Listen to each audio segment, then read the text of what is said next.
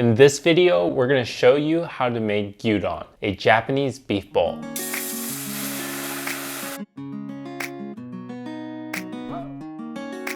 What's up guys? If you're new to this channel, my name is Jason, my wife is Angie, and we upload videos every single week on recipes and foods that we just can't stop thinking about. This video is no exception. Gyudon combines two of my favorite things, which is beef and rice. When Angie and I were traveling in Japan, I was ordering beef bowls from Yoshinoya around midnight, even though I was already eating on average 2 dinners per night. We were on vacation, so I was just enjoying myself, but this dish is just that good. So let's jump into it and make some beef bowls.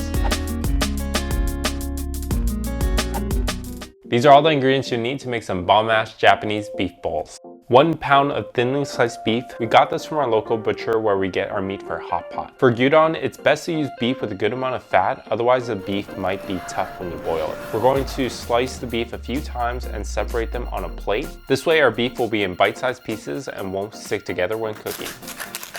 1 whole white or yellow onion sliced into 1/4-inch slices. 1 teaspoon of ginger that has been peeled and grated.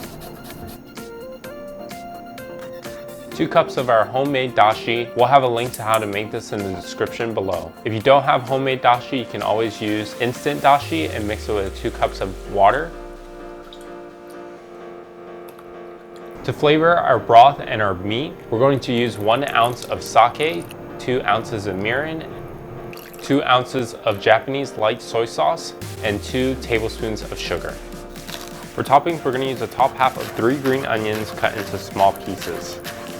Togarashi, a Japanese chili pepper, pickled ginger, you can find this at an Asian supermarket, and also 2 soft-boiled eggs. To make our soft-boiled eggs, we're going to place them into a container, pour hot boiling water over them. We have a hot water dispenser by our sink. Cover it like it's a top ramen and let it sit for 15 minutes.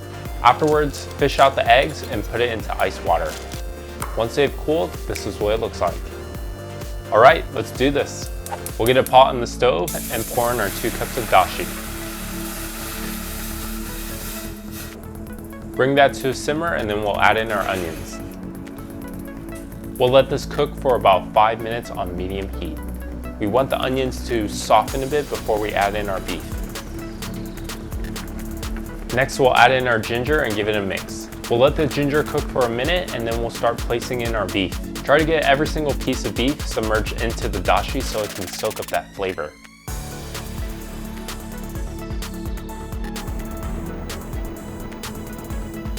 Make sure to give your beef a mix. Next, we'll add in our sugar and the sauce that we just made.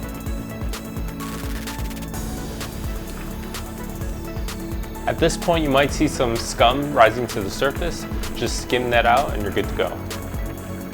Now this dish doesn't take very long to cook, only about 10 minutes on the stove. But what I like to do is simmer for another 5 to 10 minutes so that the broth can reduce a little bit and has more concentrated flavor. If you're using tougher cuts of beef, you might want to do this for 15 minutes or longer to make sure that your beef is very tender. This is how I like my beef for gyudon, so let's serve this and eat.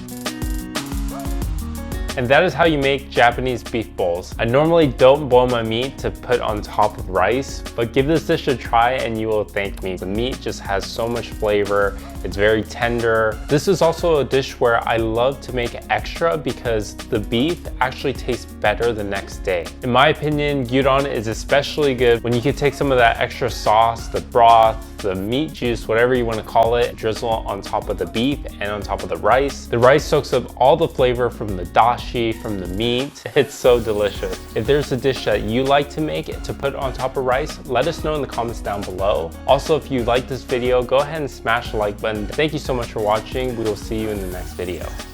The meat's really tender and the ginger adds a little bit of tanginess and it's refreshing after every single bite. It's a little bit sweet and it's savory and it's just really satisfying.